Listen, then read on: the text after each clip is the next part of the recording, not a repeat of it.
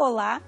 Na aula de hoje, iremos falar sobre o fazer da interpretação, as características da interpretação e também sobre os tipos de interpretação propriamente ditos.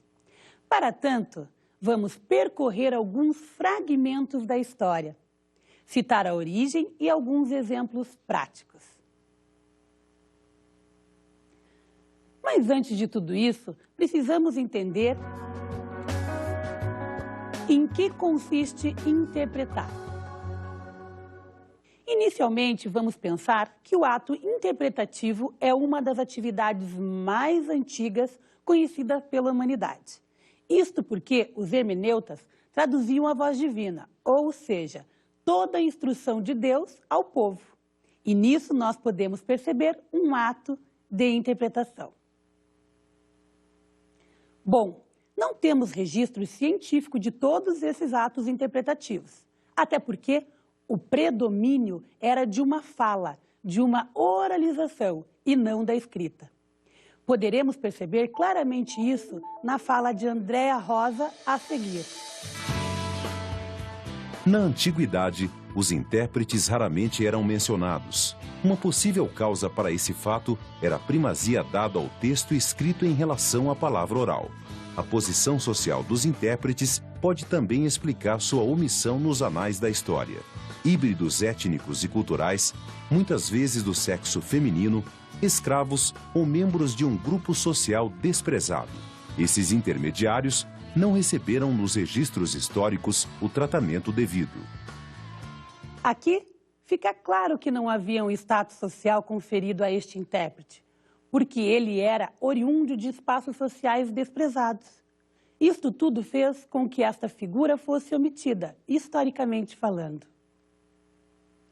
Tudo o que se sabe hoje sobre o trabalho do intérprete chegou até nós de uma maneira muito informal, por meio de cartas, biografias, ou seja, a narração muitas vezes da própria história destes. Uma história de trabalho pautada pura e simplesmente na prática, sem que houvesse qualquer formação teórica para respaldar esta prática. Para exemplificar isso, o pesquisador Reinaldo Pagura utiliza-se de uma expressão em inglês chamada think or swing, que significa literalmente afogue-se ou nade. Essa expressão está diretamente ligada ao fato dos intérpretes simultâneos serem colocados numa cabine para interpretar sem receberem previamente qualquer treinamento formal.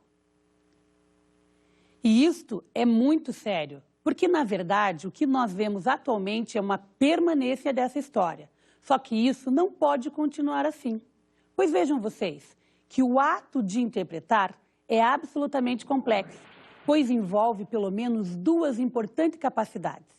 A primeira é a capacidade linguística e a segunda, a capacidade cognitiva. O que isso quer dizer, então?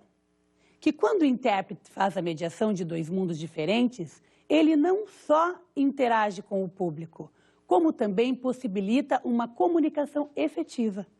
O intérprete precisa transferir a intenção comunicativa do falante.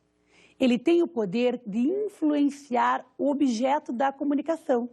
E tudo isso num brevíssimo espaço de tempo. É uma tomada de decisão instantânea e também a administração de uma comunicação. Vamos ver o que Magalhães Júnior tem a nos dizer a respeito dessa tomada de decisão.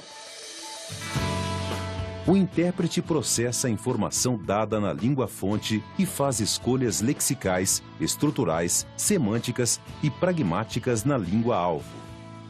Percebam que o fazer da interpretação para Magalhães envolve alguns procedimentos como escolhas lexicais, estruturais, semânticas e pragmáticas, mas para além delas é necessário o armazenamento de informação, bom senso, jogo de cintura, autocontrole, calma. Porém, sabemos que estas características não são fáceis, nem inatas. Elas têm que ser desenvolvidas na profissão, na habilidade que se aperfeiçoou. São técnicas propriamente ditas. Há que se ter uma tomada de consciência que seja capaz de dimensionar a responsabilidade desse profissional, pois apesar de ser uma profissão bastante recente, e com pouco registro histórico, ela é de muita responsabilidade. Isso porque o desempenho do intérprete e a qualidade de sua performance podem comprometer completamente o discurso, o aprendizado, a interação e a resolução de um conflito. Por exemplo, eu vivenciei uma experiência que fui convocada para ir numa audiência para atuar como tradutor e intérprete de língua de sinais e língua portuguesa. Onde a primeira pergunta que me fizeram foi qual era o meu nome e a segunda se eu seria fiel à tradução. Respondi então à meritíssima acenando positivamente, ou seja, apresentando o meu nome e confirmando a questão sobre a fidelidade. Mal sabia o que me esperava, pois o surdo em questão era lobo. Dizendo em outras palavras, tinha uma forma de linguagem rudimentar, expressando-se de maneira ínfima na língua portuguesa, tanto na modalidade oral quanto escrita, assim como na língua de sinais. Este, por sua vez, usava apenas gestos caseiros. Prontamente, ao perceber este fato, pedi a palavra e inferi ao corpo jurídico qual era o nível de comunicação do surdo envolvido na questão, visto que a tradução literal não seria possível. Eu teria que parafrasear o que estava sendo dito para as autoridades presentes, para além de eu ter que utilizar todos os outros tipos de linguagens imagináveis. Então, vocês perceberam a seriedade da situação? E vocês perceberam também quantas escolhas eu tive que fazer naquele momento? Uma das escolhas está diretamente ligado à modalidade de interpretação, ou seja, escolher a interpretação simultânea e a interpretação consecutiva.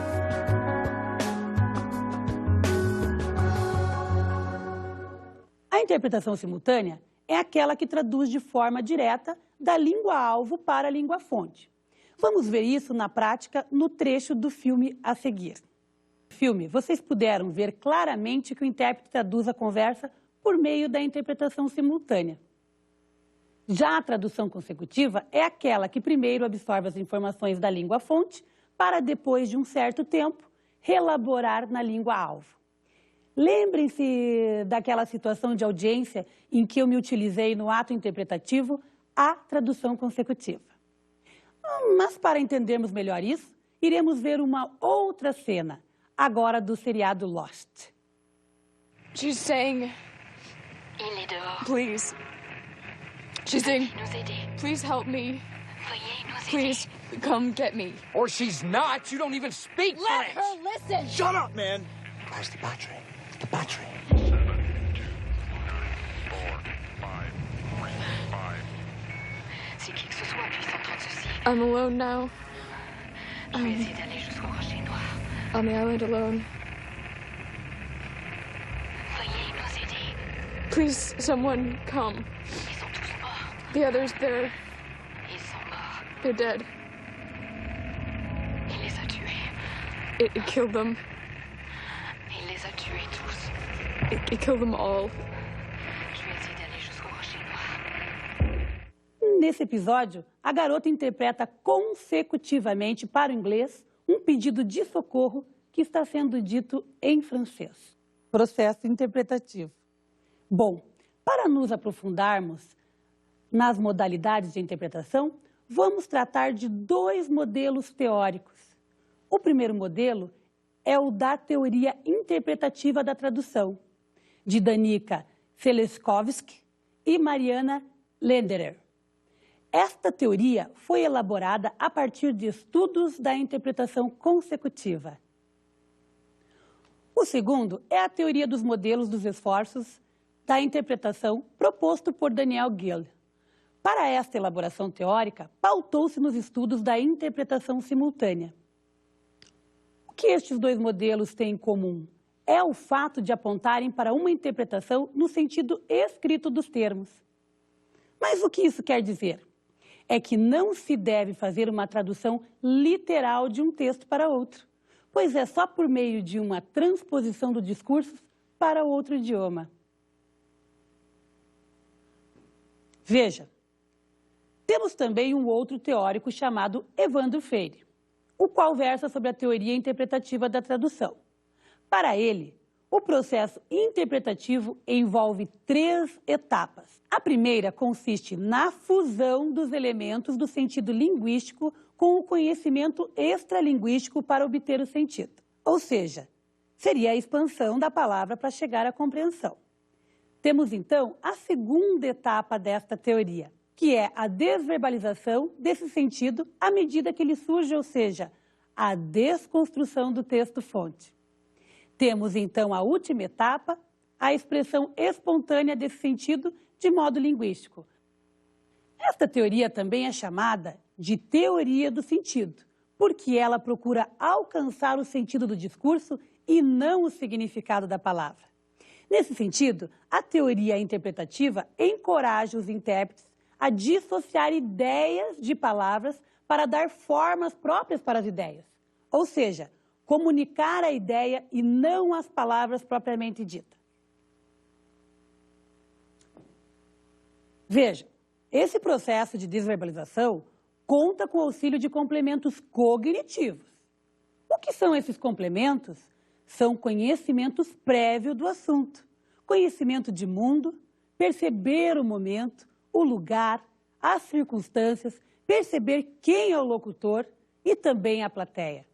Com este contexto elaborado na mente do intérprete, ele pode se prender ao conteúdo da fala, ao sentido, às ideias do discurso e não apenas às palavras. Nos atendo à segunda teoria dos modelos dos esforços da interpretação, levantamos 3 esforços nesse ato interpretativo. O primeiro esforço seria a audição e da análise. O segundo esforço seria o esforço de produção. E o terceiro, o de memória de curto prazo. Melhor dizendo isso, o intérprete tem que ouvir numa língua, entender, analisar, buscar o equivalente na língua-alvo, enquanto escuta o próximo enunciado e armazenar na memória. A produção é bastante difícil, porque primeiramente se faz uma representação mental dessa produção, depois se planeja e em seguida se concretiza. Neste interim, há um outro esforço colocado por Guille, que é o de coordenação de todo esse processo, como se fosse um moderador. Agora eu tenho que ouvir mais ou menos. Além disso, este autor aponta algumas diferenças entre os enunciadores do discurso. Por exemplo, o intérprete não tem controle do ritmo de fala, mas o palestrante tem. Veja um exemplo a seguir. E quanto mais limpo e forte o dente estiver, mais especial será o presente. Que abelha convencida, não é mesmo? O intérprete não tem a mesma compreensão da palestra do que a plateia propriamente dita. O intérprete tem uma memória muito mais ampla do que o palestrante e o público, visto que estes últimos podem anotar, caso achem pertinente e necessário. Por conta dessa complexidade toda, para a interpretação simultânea, se faz necessário o preparo do intérprete antes da sua atuação. Afinal de contas, ambas as modalidades coexistem, são importantes, mas o predomínio é da simultaneidade. Esse predomínio traz muitas mobilidades cognitivas, conforme já apresentamos. E uma outra questão a ser pensada sobre isso é a invisibilidade do intérprete. A principal característica da invisibilidade do tradutor e intérprete de Libras, no meu ponto de vista, é que ele é apenas, não querendo menosprezar o sentido do trabalho, mas apenas o transmissor de uma ideia, de uma informação. Isso quer dizer que o texto não é dele. Por isso ele se torna invisível diante daquele discurso. Ele está transmitindo informações, transmitindo ideias e deve garantir que essas informações e que essas ideias cheguem ao receptor integralmente, e por isso ele se torna invisível, ou seja, ele não deve permitir que as suas características pessoais, as suas opiniões pessoais, seus conceitos, isso não transpareça. Ele tem que cuidar para não determinar o produto final do discurso. Quanto à visibilidade do tradutor-intérprete de Libras, são muitas questões e eu destaco especialmente duas delas. A primeira é que esse profissional, ele interage numa comunidade minoritária, socialmente falando. Então, são poucos os surdos que circulam socialmente e que estão em diferentes contextos sociais. E logo que esse tradutor começa a atuar profissionalmente, ele se torna muito conhecido. O seu nome é dado a conhecer por todos, o seu sinal pessoal em Libras é conhecido de todos. Então, no ato tradutório, ele se evidencia, ele deixa uma marca porque todos saberão quem foi o tradutor-intérprete daquela determinada situação. Isso é uma característica muito específica para as línguas de sinais, porque nas línguas orais isso não acontece. Nós não sabemos, por exemplo, quem é que fez a tradução para o inglês dos livros de Machado de Assis. Esta questão de visibilidade do nome, do sinal, do tradutor, é muito presente no caso de Libras. A comunidade também de profissionais, tradutores e intérpretes é ainda restrita. Infelizmente, essa é uma profissão bastante nova no Brasil e a sua profissionalização ainda muito recente. Por isso, os tradutores se tornam, sim, conhecidos. E também a segunda grande visibilidade é o estilo próprio, o estilo discursivo. Então, apesar do tradutor ter que garantir que o texto chegue na íntegra, com a invisibilidade, né, da sua enunciação, mas ele tem um estilo de dizer as coisas e isso é muito marcado pela sua sinalização. Então, eu destaco pelo menos esses dois pontos de visibilidade. Se há muitas coisas semelhantes entre o intérprete de língua de sinais e o intérprete de línguas orais, há também uma grande diferença entre elas, que está na modalidade de língua que eles trabalham. O intérprete de línguas orais fica numa cabine, tendo, portanto, a sua imagem preservada, ao passo que o intérprete de línguas de sinais tem que se evidenciar devido à natureza da língua. Há uma inquestionável evidência física do intérprete. Porém, além disso, da presença física do intérprete, há uma outra visibilidade. Uma visibilidade em termos de produção da linguagem. E isto já é dito na academia, nos estudos da tradução, mesmo no senso comum, ainda acreditando que o intérprete é invisível. Mesmo os intérpretes de literatura, pois quando escrevem, deixam as suas marcas. O intérprete se identifica como um orador. Ele exprime-se em primeira pessoa. Ele não é oculto. É muito comum que o tradutor ou o intérprete façam pontes entre culturas e explique alguma coisa que não esteja clara para o receptor. Por exemplo, na tradução de livros, isso acontece nas notas de rodapé. E nas línguas de sinais? Isso acontece por meio do quê? De parênteses. Esta prática é muito importante, especialmente para os intérpretes de línguas de sinais que vão trabalhar com pessoas surdas, que muitas vezes são privadas do acesso à informação e que têm um repertório prejudicado por conta disso. Portanto, cabe ao intérprete fazer a inferência, viabilizar a comunicação dentro do discurso original e não fazendo uma explicação à parte. Isto não é um anexo. Claro que muitas vezes, quando o intérprete faz as inferências, ele acaba perdendo parte do que está sendo dito, mas ao mesmo tempo ele está garantindo o acesso ao contexto. Com isso, podemos pensar que não há invisibilidade possível, mas isso não quer dizer que o intérprete não deve se deixar ser presente e extrapolar o sentido do original. Ou seja, é preciso que haja equilíbrio E isso só teremos com a prática e com a reflexão, e ou até mesmo com a prática de outros profissionais.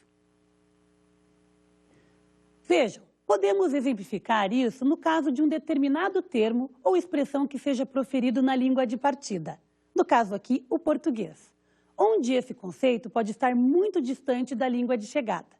Neste caso, o intérprete pode abrir um parênteses, no caso da língua de sinais, um outro campo, para explicar o significado deste conceito. Vejam, o sinalizador está sinalizando neste campo. Para realizar a explicação, ele desloca, abre um outro campo, termina a explicação e retorna a este campo de origem. Neste tópico, é importante que vocês percebam que a visibilidade é a qualidade ou o estado do que é visível, enquanto que a invisibilidade é a qualidade do que é invisível. Então, na aula de hoje, tratamos de questões referentes à interpretação, como as implicações dessa atuação, os limites, as possibilidades do fazer tradutório, que está diretamente ligado à cognição e à linguística. Vimos também os tipos de interpretação, tais como a interpretação simultânea e a interpretação consecutiva. Sendo que a primeira é mais usual e mais complexa por verter num breve espaço de tempo questões para além da língua e da cultura. Já na interpretação consecutiva, parece haver uma certa facilidade, por ser produzida num espaço e ritmo menos acelerado.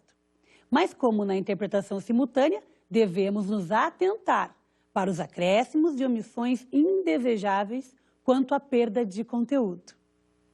Nesta aula, destacamos a invisibilidade do tradutor-intérprete no ato tradutório.